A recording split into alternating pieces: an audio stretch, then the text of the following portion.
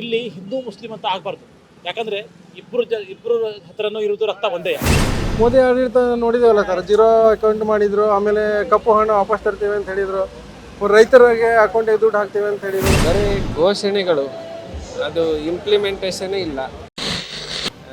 ಏನು ಲೋಕಸಭೆಯಲ್ಲಿ ಕಳೆದ ಒಂದು 2-3 ಅವಧಿಯಲ್ಲಿ ನಾವು ನೋಡಿದ್ದೇವೆ, ನಮ್ಮ ಉತ್ತರ ಕನ್ನಡದಲ್ಲಿ ತುಂಬ ಸಮಸ್ಯೆ ಇದೆ.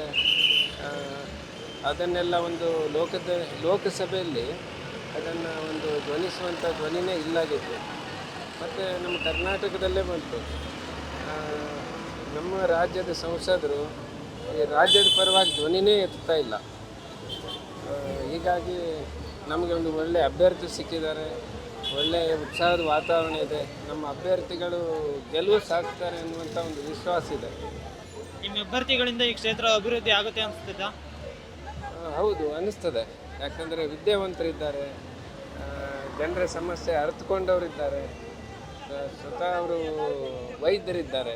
ಹಾಗಾಗಿ ನಮ್ಮ ಜಿಲ್ಲೆಗೆ ಬೇಕಾಗುವಂಥ ಒಂದು ಸೂಪರ್ ಸ್ಪೆಷಾಲಿಟಿ ಆಸ್ಪತ್ರೆ ಆಗಲಿ ಅಥವಾ ಈ ಹೆದ್ದಾರಿಗಳಾಗಲಿ, ನಮ್ಮಲ್ಲಿ ಶಿರ್ಸಿ ಸಿದ್ದಾಪುರದಿಂದ ಖಾನಾಪುರವರೆಗೂ ಒಂದು ರಾಷ್ಟ್ರೀಯ ಹೆದ್ದಾರಿ ಅಂತೇಳಿ ಮುಂಚೆ ಸಿದ್ದರಾಮಯ್ಯ ಸರ್ಕಾರ ಇರಬೇಕಾದ್ರೆ ಘೋಷಣೆ ಆಗಿತ್ತು.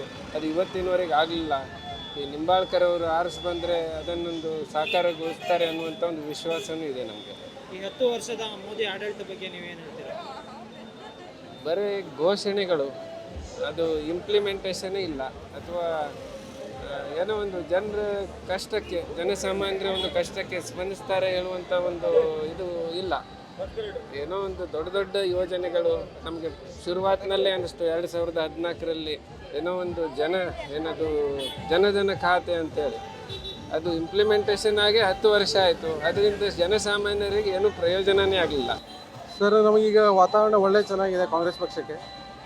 ಈಗ ಅಂದರೆ ಅಂಜಲಿ ನಿಂಬಾಳ್ಕರ್ ಏನು ಅಭ್ಯರ್ಥಿ ಇದ್ದಾರಲ್ಲ, ಅವರು ಕಿತ್ತೂರು ಚೆನ್ನಮ್ಮನ ನಾಡಿನಲ್ಲಿ, ಕಿತ್ತೂರು ಚೆನ್ನಮ್ಮನ ಏನು ವಾತಾವರಣದಲ್ಲಿ ಬೆಳೆದಂಥವ್ರು.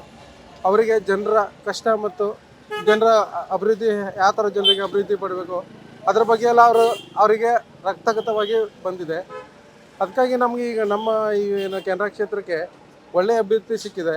ಮತ್ತು ಈಗಾಗಲೇ ಸಿದ್ದರಾಮಯ್ಯ ಹಾಗೂ DKC ಅವರ ಏನು ಉತ್ತಮವಾದ ಆಡಳಿತ ಹಾಗೂ ಪಂಚ ಗ್ಯಾರಂಟಿ ಏನು ಯೋಜನೆ ಜಾರಿಗೆ ತಂದಿದೆ, ಅದನ್ನು ಜನರು ಉತ್ತಮವಾಗಿ ಉತ್ತಮ ಅಭಿಪ್ರಾಯ ಇದೆ ಜನರದೆಲ್ಲ. ಈ ಥರ ಒಂದು ಯೋಜನೆಗಳನ್ನು ಜನರ ಪರವಾಗಿ ನೀಡಿದಂಥ ಸಿದ್ದರಾಮಯ್ಯ ಸರ್ಕಾರಕ್ಕೆ ಎಲ್ಲ ಜನರು ಅವರನ್ನು ಬೆಂಬಲಿಸ್ತಾರೆ ಅಂತ ನನ್ನ ಅಭಿಪ್ರಾಯ ಇದೆ. ಇಲ್ಲ ಸರ್, ಅದರ ಸೋಂಬೇರಿ ಆಗಲಿಕ್ಕೆ ಚಾನ್ಸೇ ಇಲ್ಲ ಸರ್. ಯಾಕಂದರೆ ಈಗ ಬೆಲೆ ಏರಿಕೆ ಆಗ್ತಾ ಇದೆ. ಬೆಲೆ ಏರಿಕೆಯಿಂದ ಅದನ್ನು ನಿಭಾಯಿಸಲಿಕ್ಕೆ ಭಾಳ ಕಷ್ಟ ಆಗಿದೆ. ಈಗ ಗ್ಯಾಸ್, ಅನಿಲ ಬೆಲೆ ಏರಿಕೆ ಆಗಿದೆ. ಈಗ ಏನು ಸಿದ್ದರಾಮಯ್ಯ ಏನು ಅಮೌಂಟನ್ನು ಕೊಡ್ತಾ ಇದ್ದಲ್ಲ, 2,000 ರೂಪಾಯಿ ಮಹಿಳೆಯರಿಗೆ ಬರ್ತಾ ಇಲ್ಲ. ಅದರಿಂದ ಅವರು ಜೀವನೋಪಾಯಕ್ಕೆ ಸಾಕಷ್ಟು ಅದರದ್ದು ಅವರು ಉಪಯೋಗ ತಗೊಳ್ತಾ ಇದ್ದಾರೆ. ಅದರ ಬೆಲೆ ಮತ್ತು ನೀವು ಏನಂದ್ರಲ್ಲ, ಈಗ ಸೋಮಾರಿಗಳಾಗಿದ್ದಾರೆ ಅನ್ನೋದಂಥ ಯಾವುದೇ ಒಂದು ಇದು ಇಲ್ಲ. ಮೋದಿ ಆಡಳಿತ ನೋಡಿದೇವಲ್ಲ ಸರ್, ಜೀರೋ ಅಕೌಂಟ್ ಮಾಡಿದ್ರು, ಆಮೇಲೆ ಕಪ್ಪು ಹಣ ವಾಪಸ್ ತರ್ತೀವಿ ಅಂತ ಹೇಳಿದರು, ರೈತರಿಗೆ ಅಕೌಂಟಿಗೆ ದುಡ್ಡು ಹಾಕ್ತೀವಿ ಅಂತ ಹೇಳಿದರು. ಅದು ಯಾವುದನ್ನು ಅವರು ಇನ್ನುವರೆಗೆ ಅದನ್ನು ನುಡಿದಂತೆ ನಡೆಯಲೇ ಇಲ್ಲ. ಜನರೆಲ್ಲ ಅದನ್ನೇ ಗಮನ ಹರಿಸಿ ಜನರು ಯಾರಿಗೆ ವೋಟ್ ಮಾಡಬೇಕಂತ ಜನರು ವಿಚಾರ ಮಾಡಿ ಕಾಂಗ್ರೆಸ್ಸನ್ನೇ ನನ್ನ ಪ್ರಕಾರ ಎಲ್ಲ ಜನ ಆರಿಸಿ ತರ್ತಾರೆ. ಇನ್ನು ಮುಂದೆ ಕೇಂದ್ರದಲ್ಲೂ ಕಾಂಗ್ರೆಸ್ ಸರ್ಕಾರನೇ ಆಡಳಿತ ಬರುತ್ತೆ ಅಂತ ನನ್ನ ಅಭಿಪ್ರಾಯ. ಈ ಬಾರಿ ಚುನಾವಣೆಯಲ್ಲಿ ಕಾಂಗ್ರೆಸ್ ಪಕ್ಷ ಗೆಲ್ಲಬೇಕು. ಯಾಕಂದರೆ ದೇಶದ ಹಿತದೃಷ್ಟಿಯಿಂದ ಕಾಂಗ್ರೆಸ್ ಪಕ್ಷ ಗೆಲ್ಲಬೇಕು. ಯಾಕೆ ಅಂತೀರಾ? ಯಾಕಂತಂದರೆ ಕಾಂಗ್ರೆಸ್ ಪಕ್ಷ, ನಾನು ಒಂದು ಮಾತು ಹೇಳ್ತೇನೆ, ಮನೆ ಯಜಮಾನ ಯಾವ ರೀತಿ ಮನೆ ನಡೆಸಬೇಕು, ಮಕ್ಕಳನ್ನು ಹ್ಯಾಂಗೆ ಸಾಕಬೇಕು, ಇದು ಕಾಂಗ್ರೆಸ್ ಪಕ್ಷಕ್ಕೆ ಗೊತ್ತುಂಟು. ಹಾಗಾಗಿ ಈ ದೇಶದ ಜನರ ಹಿತ ಮತ್ತು ಎಲ್ಲ ರೀತಿಯಾದಂಥ ಸೌಕರ್ಯ ಕೊಡಲಿಕ್ಕೆ ಕಾಂಗ್ರೆಸ್ ಪಕ್ಷ ಬೇಕು. ಈಗ BJP 10 ವರ್ಷದಲ್ಲಿ ಏನು ಮಾಡಿಲ್ಲ ಅಂತೀರಾ? ಏನೂ ಮಾಡಲಿಲ್ಲ. ಬರೇ ದ್ವೇಷ.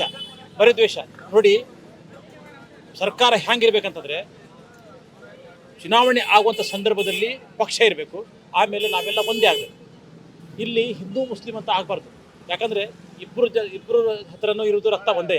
ನಾವು ಪ್ರೀತಿ ಮತ್ತು ವಿಶ್ವಾಸದ ಗುಣದ ಮೇಲೆ ನಮ್ಮ ದೇಶ ನಿಂತದೆ. ಹಾಗಾಗಿ ಪ್ರೀತಿ ಮತ್ತು ವಿಶ್ವಾಸ ಇರಬೇಕು. ನಿಮ್ಮ ಅಭ್ಯರ್ಥಿ ಬಗ್ಗೆ ಏನು ಹೇಳ್ತೀರಾ? ಅಭ್ಯರ್ಥಿ ನಮ್ಮ ಕಾಂಗ್ರೆಸ್ ಪಕ್ಷದ ಅಭ್ಯರ್ಥಿ, ಉತ್ತರ ಕನ್ನಡ ಜಿಲ್ಲೆಗೆ ಒಳ್ಳೆಯ ಅಭ್ಯರ್ಥಿ. ಇಂಥ ಅಭ್ಯರ್ಥಿ ನಮ್ಮ 28 ಕ್ಷೇತ್ರದಲ್ಲಿ ನಮ್ಮ ಅಭ್ಯರ್ಥಿ ಒಳ್ಳೆಯವರು. ಕೆಲವು ಗ್ಯಾರಂಟಿಗಳು ಕಾಂಗ್ರೆಸ್ ಸರ್ಕಾರ ಕೊಟ್ಟಿದೆ, ಆ ಗ್ಯಾರಂಟಿಗಳಿಂದಲೇ ಕೆಲವರ ಸಂಸಾರ ನಡೀತಾ ಉಂಟು.